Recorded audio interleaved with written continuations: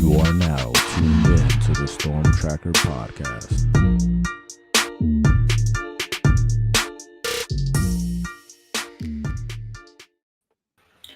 Welcome back, family, to the Storm Tracker podcast. I'm Marcus Benjamin, representing CanesCounty.com, part of the Rivals.com network. Make sure you subscribe to this podcast on all platforms and also subscribe to this YouTube channel live from Canes County. Joining me today is John Garcia Jr., national recruiting analyst from Rivals.com. Thank you for joining me today, John.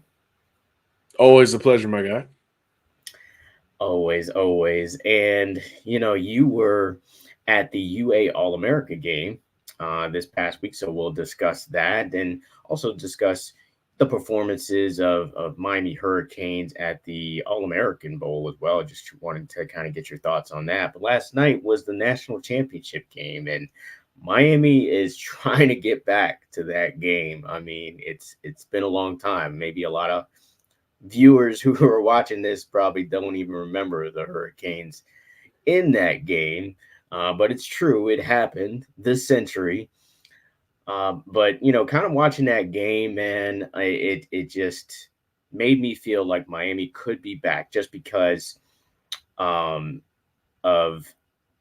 what I saw in the trenches from both teams, especially Michigan, the national champion. So in your mind, with Miami's given recruiting classes they pulled in 23 and now 24, how soon do you think Miami can get back to that game? Well, look, I think Michigan is the right type of program to monitor relative to somebody getting back to the mountaintop, because they're not the program that wins recruiting titles. They don't even win conference recruiting titles, leading up to this point. It's been for them more about culture development. And like you said, the line of scrimmage, that's really been the calling card for Michigan, especially over the last 3 years when we've seen them get over the Ohio State hump and certainly the playoff hump this year. And I think that's where you start to see, especially with the future of the sport, an opportunity for a program to take one or multiple jumps up the college football tier system. I think that the timing is right for Michigan to come out on top and another group of programs to start to challenge the Ohio States, the Bamas, the Georgias of the world, because we're going to get the 12-team playoff. We know the ACC path is going to be pretty clear within that playoff. And let's be honest, a road that might have less resistance than some of these other conferences, certainly the Big Ten and the SEC and its new construction starting later this year. So I think all of those factors line up nicely for Miami. And yeah, you look at the trench hauls, the 23 class is probably the best offensive line group in the country. And certainly January has showed us the 2024 defensive line haul at Miami may be the best in the country as well. So even to be in the conversation on both fronts, back-to-back classes, I think says a lot about Mario Cristobal not only taking this job, but sort of owning it. It wasn't just about keeping South Floridians home. It was really about reinforcing those trenches sort of SEC style. That's what wins. And I think that's what won last night. So all of those dominoes are lining up pretty nicely for Miami, which is a program on the field that is taking the necessary steps, year 1 to year 2, now year 3 coming up. I think the expectations will be that much higher and rightfully so, because a lot of these young guys saw the field pretty much day one. Yeah, you mentioned the college football playoff expanding to 12 teams, and I was having a discussion with a couple of buddies of mine, actually at the Pylon 7-on-7 tournament, which I was at last weekend, and we were discussing which teams from the ACC would make it to the playoff. Do you think Miami could be one of those teams? And how many teams do you think the ACC gets into this playoff next season? Hate to put you on the spot. I know we didn't discuss this before. Yeah, it's a great question, right? Look, it's funky, right? First of all, we've got the Power Four now, right? Are we gonna call it the Power Four? I'm not sure, but in theory, Power Four conferences, RIP to the Pac-12, you're going to have 4 champions, right? They're going to be in basically no matter what. And then after that, all the at-large bids are going to be fascinating to sort. In theory, if you're going with 12 teams, you've got 4 Power 4 champions, and those runner-ups are going to be, very likely, whether it's regular season or conference title game, those runner-ups are going to have heavy consideration. And then, the group of 5 is going to have its say, maybe for teams 11 and 12. So in my mind, there's 10 spots for the Power 4, if that makes sense. So yeah, the goal of a conference championship is obviously still very important, and that gets you in. But now being in striking distance can get you in. And I think that's where trajectory and style points are going to be big factors. And for teams that play better as the season rolls on, like we've seen with Miami at times in the last 2 seasons, I think those teams are going to get some of the benefit of the doubt. Now, obviously, injuries, quarterback play, I mean, there's still so many questions surrounding Miami. But again, this path in the ACC is going to be just a bit smoother going forward. We know the juggernaut that was Florida State in 2023. A lot of those guys are gone. I mean, just look at the bowl game, right? It's going to be a very different team. North Carolina, Drake May, most likely gone. They're going to be a very different team. Louisville, a team that was maybe the surprise of the ACC this year, that Miami nearly beat at the end of the season, going to be a very different team. I don't think Plummer has a 57th year of eligibility remaining. So I think all of the ACC factors at the top could change. So for Clemson, for Miami, for some of these programs that have the talent that maybe didn't show it in the win column, I think there's a massive opportunity to take a step forward. absolutely. I guess we'll see how it all plays out. I'm certainly excited to see a 12-team playoff. Even though this 14 playoff, I think they got it right. I think they got the right 4 teams in. I think the 2 teams that made it to the championship game were the right teams. Michigan is the rightful champion this season. Albeit, yeah, they did steal signs, and maybe they might vacate this win down the line. But we'll see how that all unfolds. But let's go to the UA All-America game. Miami Hurricanes had 4 representatives in this game: Darius Hayes, JoJo Trader, Ryan Mack, and Booker Pickett. Overall, your thoughts on the Miami Hurricanes at the UA All-American game? Just a great showing. During the week of practices, certainly during the game itself, you had to try to not notice some of these Miami guys. So I think you get both ends of it, right? Because I think going into it, you probably expected JoJo Trader to be pretty great. You had high expectations for Darius Hayes. I think, him and JoJo are ranked right next to each other as the highest ranked guys of the 4. And then you had maybe question marks or a wait and see approach with Pickett and Mack. And I think we'll start with the latter too. The wait and see approach didn't have to wait long to find out the conclusion. Ryan Mack was incredibly consistent at corner all week long, covering JoJo Trader, covering Jeremiah McClellan, who's going to Oregon, covering Mylan Graham, who's going to Ohio State. Some of the best receivers in the country all week long. We saw Ryan Mack lock up, for lack of a better term.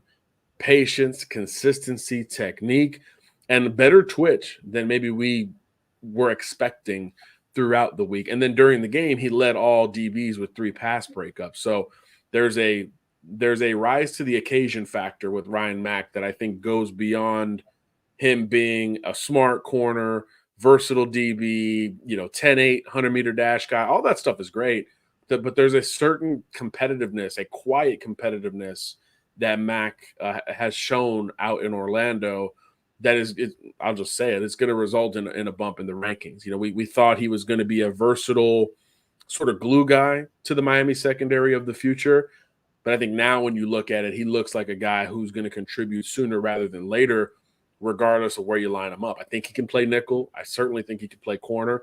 And he's smart enough to play safety. And I think that type of overall skill set, physically and mentally, is going to, result in early playing time. And obviously, St. Thomas Aquinas kid, he's come up against the best and has always held his own. He's just not the biggest, fastest, strongest, flashiest corner that we're used to seeing in South Florida. So he's slowly peeled that perception back, and I think, had as good a week individually as anybody there. And then with Pickett, again, we always knew lanky, freaky edge prospect that was going to beat offensive tackles with speed. That was a given. 50 sacks the last 2 years. Nobody was worried about that element. It was really about everything else. How big was he? Could he work beyond the speed? And that's what Booker really showed. He wasn't just about that twitch. He has an inside rushing tool bag. He can use the spin. He can bound. He can cut inside. And he also showed up at 215 pounds, which I think was really important because I think in the summer when I saw him before his senior year, he was like 198. So he's clearly showed a dedication, to the weight room on top of it. He's already 6'4", maybe even taller. He's got the frame, double Miami legacy. He's got the pedigree. I mean, heck, his uncle was a first rounder at Ohio State. The family pedigree is off the charts here. The high school production off the charts. It was just about how big did he show up and could he work inside against number one offensive tackle Jordan Seaton or 360-pound offensive tackle in Shaq McCroy, who's going to Oregon. And the answer was yes on all of those occasions. And he probably had the best game of any edge player as well. I think he had multiple sacks, multiple tackles for loss. You just saw the flash with Pickett, and it wasn't just speed. So the intrigue there is got to be sky high in terms of him making an impact early at Miami, especially if he continues to put on weight. If he can get to 225, 230, I really think it's going to be hard situationally to keep Pickett off the field because he's got some natural pass rushing juice that you just can't teach, whether it's the first step or the moves thereafter. His bend, his redirection ability, it's like a wide receiver out there. So I think he's one that made us look good. I think we've got him ranked highest of the industry, but we still might be too low on top of that. So I think he really made a statement. And then look, JoJo was JoJo and Adarius was Adarius. JoJo, great route runner, great hands. I think he's got the best hands maybe in the country at the wide receiver position. He showed off a lot of that. He stayed healthy, which I think was really important. He didn't miss practices or anything like that. He was making plays day in, day out. And then Adarius Hayes, off-ball backer, 6'4", impressive frame. We know he works really well downhill. So we were waiting a little bit to see him in action. And once we did see him in action, he was as advertised. Although a lot of people at Under Armour were curious, like, man, could this guy be another edge for Miami down the line with that great 6'4", 235-pound frame? So his position, I think, will be something fascinating from the moment he gets to Miami to the moment his college career in Coral Gables wraps up. But we love that evaluation. Where do you see him as? Do you see him more as an inside backer from what you've seen, or I know he's got like tremendous size, for his age, but do you see him more of an edge outside or more of an inside guy? I could see him more as a Sam, a guy who's going to be aligned against, starting tight ends who can work outside in from depth at the second level. I think that's where he's most comfortable. Now, the important thing here is that he looks like an edge rusher and he's open to moving. Typically these guys, we see a little bit more on offense with guys who are maybe dual threat quarterbacks or they're receivers and don't want to play DB. We see a little bit more on offense, but, Adarius is not stuck to one position. He prefers off-ball backer. He prefers to work downhill from depth, but he's open to putting his hand in the dirt or standing up on the edge on the outside. So I think he blends the two positions over his time at Miami. And he's another one, again, 6'4.5", a ton of room to add mass, even though he's already 235. So that one can really go either way, depending on the mental aspect of how he picks up the defense and obviously the physical. I mean, if he gets to 250, 260, you're not going to see him off the football. It's just not common in today's college football. And he's okay with that, which I think is really important when you try to project a kid. Awesome stuff on those guys. Really excited to see those guys on the next level. When you talked about Ryan Mack, it kind of reminded me of Earl Little Jr. He just really technically sound. Not the fastest guy, not the biggest or strongest guy, but just very, very technically sound. I think the ceiling for that guy could be like, maybe like a Sauce Gardner, because, another very technically sound, not a super fast guy, not a super strong guy, but very technically sound when it comes to coverage. When it comes to JoJo, I mean, JoJo's JoJo, man. We've been seeing this for years from this kid, right? I mean, he just makes plays. He just makes plays. He knows how to find the football. He's just a natural football player to me. And Booker Pickett, glad to hear that he could possibly get a bump, because, I mean, from what we've seen, hey, maybe he could be, on that 5-star line. Who knows? And then Darius Hayes, what a find, what a get for the Hurricanes to flip him from Florida. Definitely an outstanding find for the Miami Hurricanes. But when you look at these 4 guys, before we talk about any other guys from the other All-Star game, could you compare these guys to any pro guys in the NFL? Starting with JoJo, like what pro guy would you compare him to?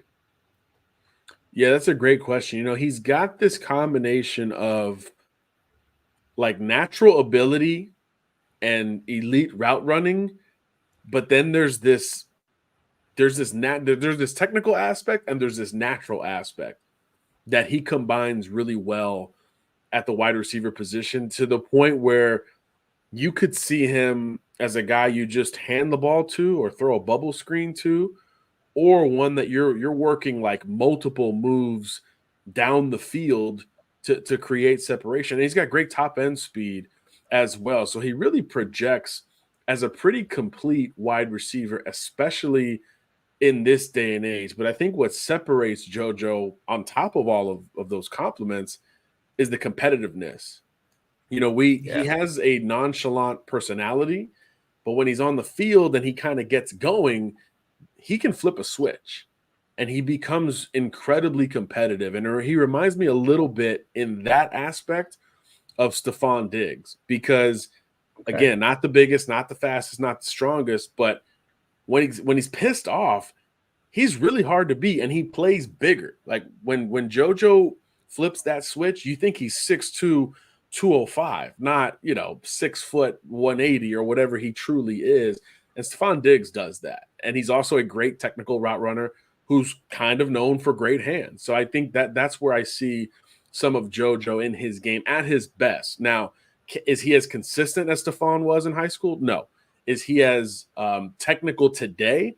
Probably not. But in terms of the physical foundation and what he could be, I think that's the ceiling I see for him at the next level if everything comes together. And he's probably a little bit bigger than Stephon, which I think is another important point. Love that comparison.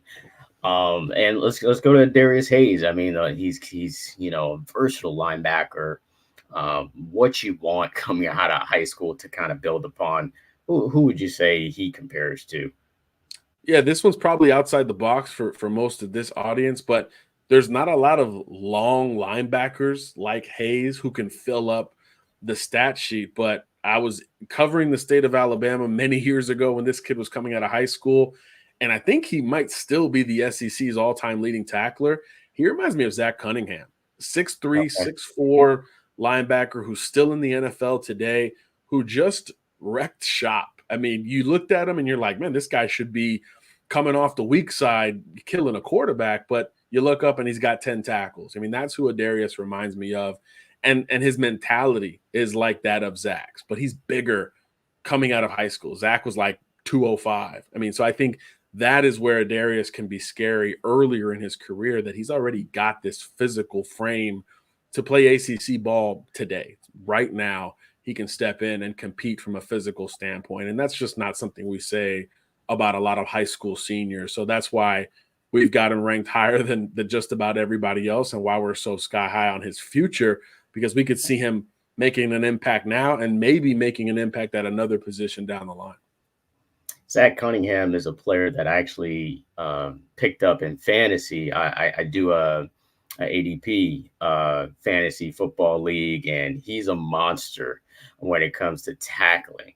So that's how I got really familiar with him, for the Houston Texans. So I know exactly what kind of player Darius Hayes can become. What about Booker Pickett, though? Because Booker Pickett seems like he might have the highest ceiling of the four. Who does he maybe compare to on the NFL level? Yeah, there's a lot of these twitchy edge guys to choose from. Obviously, it's a premium position. Everybody needs a complimentary pass rusher like a Booker Pickett. I look at a guy who maybe flashed as well as any player we've seen in the last 10 or 15 years, but maybe didn't hold on to that flash. But in terms of the talent, the body, and how crazy he was coming off the edge, I think Aldon Smith. I mean, he's the guy. I mean, go back to his college, go back to his rookie stuff, his early NFL stuff. This guy was unblockable because he was so long and strong. Tackles tried to get a head start against him, and he started to work inside and racked up a ton of sacks. I think he was like the fastest a certain amount of sacks in NFL history, like 20 or 30 sacks, whatever it is. I mean, he had an unbelievable start to his NFL career. A lot of problems after that. But physically, that's who I think of when I see Booker Pickett, because I just think there's just pass rushing is an art. And you could argue that in this entire class, nobody understands the art of getting to QB1 like Booker Pickett Jr. does. And I think that alone creates a ton of value. He did it at a high level against great competition in Tampa. And then he's also shown us he can do it on a national stage. I mean, he went toe-to-toe with Jordan Seaton, who's the runaway #1 offensive tackle, and they split reps, and it wasn't just speed wins for Booker. I mean, I think every Canes fan should go back to the Rivals YouTube and check out those one-on-ones.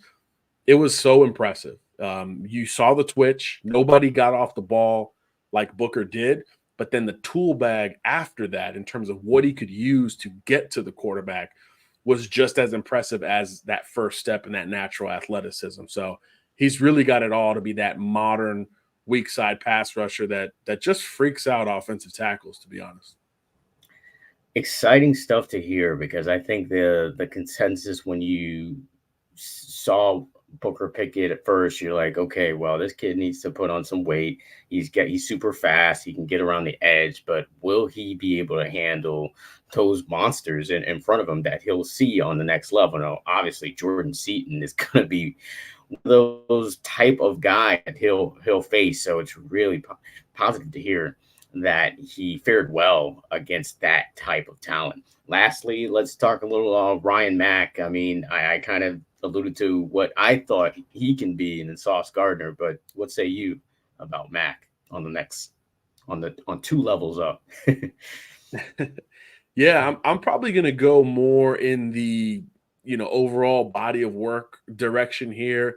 It won't be a pure lockdown Darrell Revis get on the island kind of corner. Although technically, I do love where Mac is from a leverage perspective, from a backpedal perspective, from a trigger perspective, knowing when to make his move.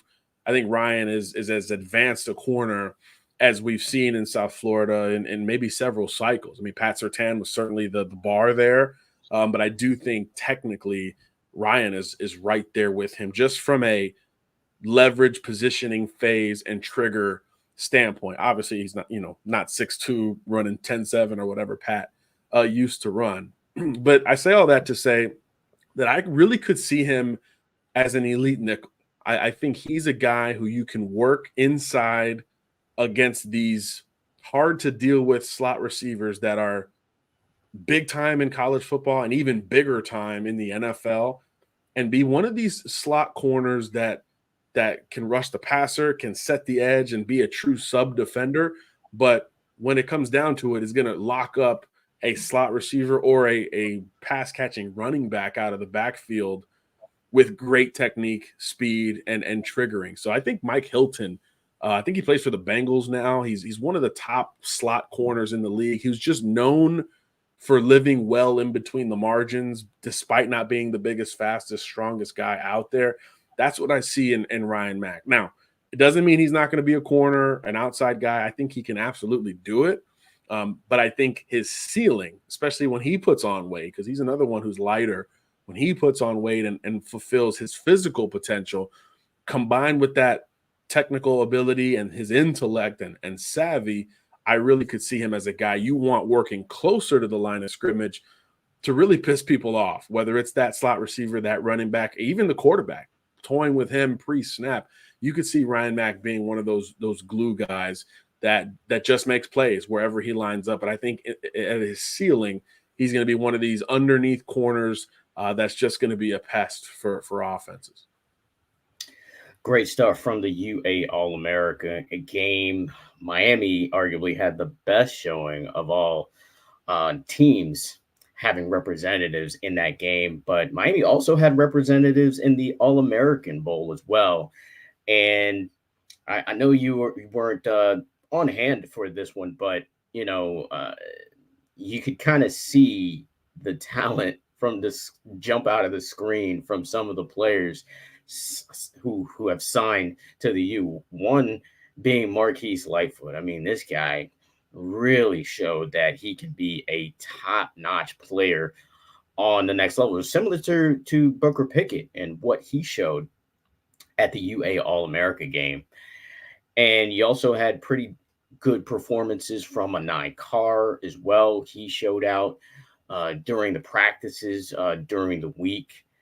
Justin Scott was also a representative there, as well as Zaquan Patterson. Just overall, what are your thoughts from those guys from that particular game and their potential going forward with the U?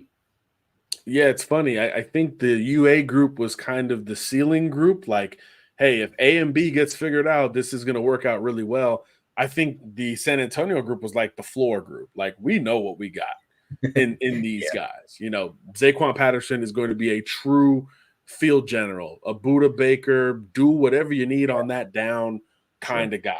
Justin Scott is going to be a true modern interior defensive lineman. He can rush the passer. He can certainly stop the run. Right at 300 pounds, strong, incredibly tough to deal with at the point of attack.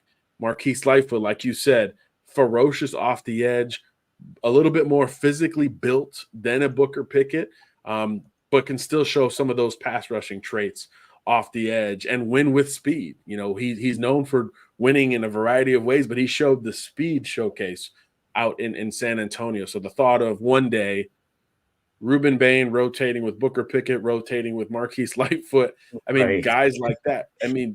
There's something to be said for production at that position. And I think Miami's set up to be very strong at that position here going forward. But we expected that from Lightfoot, top 50 or so, recruit in this class.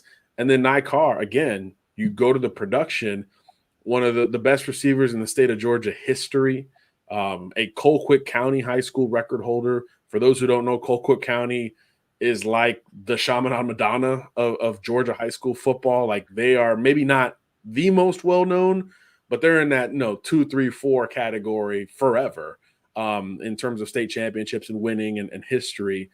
So to be the number one guy at that school says a whole heck of a lot. Competitive, great route runner, great speed, great hands, great ball tracking, and he reemphasized that throughout the week. So awesome. I think that Texas group of Miami signees was high floor guys who backed it up. Hey, we had high opinions, and we still do coming out of it. Awesome. Now with all these guys, you guys are going through your evaluations of these players. I think that's the one. There's many benefits for players going to these all-star games, but one of the added benefits is the fact that they could boost their rating or boost their ranking. Out of all of these players, which player do you think has the best opportunity to get a bump up in ranking or rating based on what you saw and what was seen in San Antonio? Yeah, look, if we're talking rating stars, it's Ryan Mack. Because I think of all of those 8 guys we just talked about, he's probably the one we are furthest off on relative to our, junior year perception versus our senior year perception. We have him ranked as a safety. because we're thinking Well, he intellect, did say a lot of smart, safety as well. right? We're thinking of those traits more than the physical, but the physical's there too, So we'll take the L on that one. He's going to move to corner in this final rankings update. We actually have the first meeting tomorrow on this topic, so we've been heavy in the notebook. So he's going to move to corner. And in terms of star rating, I mean, he's got a very good chance to get that blue chip status that he probably has long deserved. But we'll catch up here on the final update with Ryan Mack. Now, in terms of, position and moving up the rankings relative to others at the position, definitely Booker Pickett has an opportunity to move up. He's a guy who's a top 10 weak side edge rusher for us at Rivals. And certainly we look good in that standing, but he might be closer, to that top half than that bottom half when all is said and done. So I think he's due for a nice step up the positional rankings there. The other guys are pretty darn highly rated. I think Hayes is like the number 2 inside linebacker. Patterson's the number 2 safety. Carr's like a top 10 receiver. Those guys, it might be a spot or two, one direction or the other. But that was more about reinforcing where they were. Same thing for Justin Scott, who's a top 10 recruit overall at this time. So I think Mack and Pickett are the ones that you look for some true movement with. But at the same time, those guys who are already sky high, you're not going to expect a huge move one way or the other for them. It was more validation of the lofty rankings. Awesome stuff from John Garcia, represents Rivals.com, the national recruiting analyst for the Southeast region, covering Alabama, Georgia, and Florida. Thanks once again for joining me on this edition of the Storm Tracker podcast. Thanks for having me, Marcus. Make sure you subscribe to this podcast on all platforms, the Storm Tracker podcast, and also subscribe to the website, canescounty.com, for more exclusive information regarding Miami Hurricanes athletics. Also subscribe to this YouTube channel, live from Canes County. Until the next episode.